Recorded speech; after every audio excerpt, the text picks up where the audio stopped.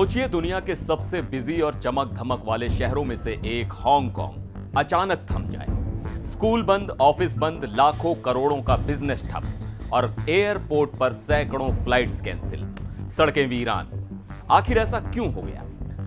इस खामोशी के पीछे है एक मॉन्स्टर, एक ऐसा मॉन्स्टर जो समंदर से उठा है और अपने रास्ते में आने वाली हर चीज को तहस नहस करने के लिए आगे बढ़ रहा है। इसका नाम है सुपर टाइफून रागासा।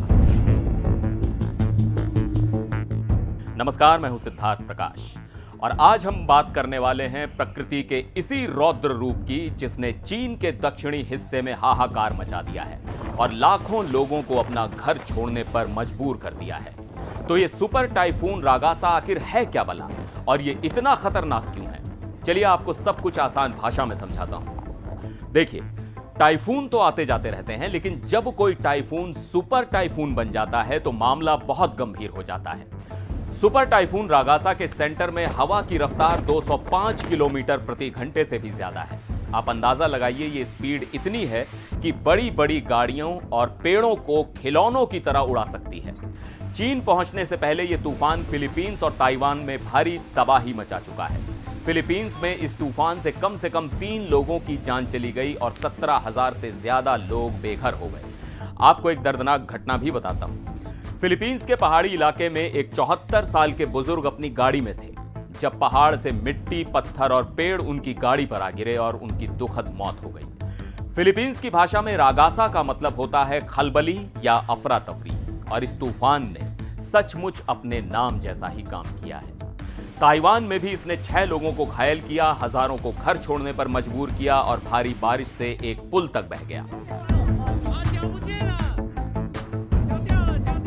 सड़कों पर पानी इतना भर गया कि वो नदियां बन गईं और गाड़ियां पानी में बहती नजर आईं। और अब ये महातूफान पहुंच चुका है चीन के दरवाजे पर। हांगकांग, शेंजेन, ग्वांगझू जैसे बड़े बड़े आर्थिक पावर हाउस इस वक्त अलर्ट पर हैं। हांगकांग में तो तूफान की तीसरी सबसे बड़ी वार्निंग यानी सिग्नल नंबर 8 जारी कर दिया गया है। इसका मतलब है सब कुछ बंद करो और घरों में सुरक्षित रहो। लोग डरे हुए हैं। खिड़कियों पर टेप लगाई जा रही है ताकि तेज हवा से कांच ना टूटे। दरवाजों पर रेत की बोरियां रखी जा रही हैं। सुपरमार्केट में खाने पीने का सामान खरीदने के लिए भीड़ लगी हुई है। कुछ लोग तो इस खतरे के बीच भी 2 से 3 मीटर यानी 9 से 10 फीट ऊंची लहरों को देखने के लिए समंदर किनारे जमा हो गए। हालांकि अधिकारियों ने सबको सुरक्षित रहने की चेतावनी दी है। लेकिन चीन इतना डरा हुआ क्यों है? तो इसकी वजह छुपी है इतिहास में। चीन को 2017 का टाइफून हाथो और 2018 का टाइफून मैंगखुट आज भी याद है। इन तूफानों ने हांगकांग को अरबों डॉलर का नुकसान पहुंचाया था। अधिकारियों को डर है कि रागासा भी उतनी ही या शायद उससे भी ज्यादा तबाही मचा सकता है। मौसम विभाग का अनुमान है कि यह तूफान बुधवार को चीन के ग्वांगडोंग प्रांत के तटीय इलाके से टकराएगा।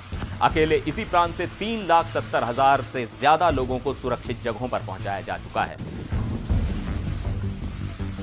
शेंजेन एयरपोर्ट ने अपनी सारी फ्लाइट्स रोक दी हैं। स्कूल, कॉलेज, बिजनेस सब कुछ धीरे धीरे बंद किया जा रहा है।